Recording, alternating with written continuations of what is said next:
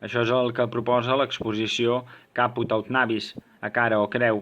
Precisament, Caput aut Navis era el nom d'un dels jocs més populars en l'antiguitat, un joc amb el qual encara ens entretenim avui en dia quan llancem una moneda en l'aire i que coneixem com a cara o creu.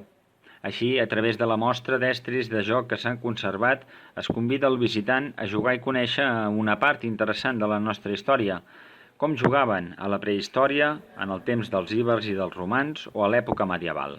Tal i com explica la conservadora del Museu de Mataró, Mireia Blesa, no només el joc és quelcom inherent en l'ésser humà, sinó que els nostres avantpassats ja jugaven alguns dels mateixos jocs clàssics contemporanis.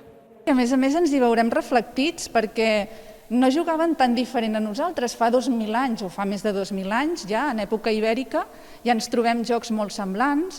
Ja trobem, per exemple, les firetes, tots hem jugat de petits a cuinetes, doncs ja trobem ceràmiques petitones que imiten les ceràmiques grans, és a dir, una gerra, un vas, un plat, ja els trobem en època ibèrica, romana i medieval, s'han repetit al llarg de la història.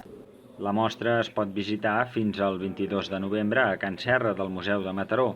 Dissabtes i diumenges es portaran a terme visites guiades i activitats familiars amb cita prèvia.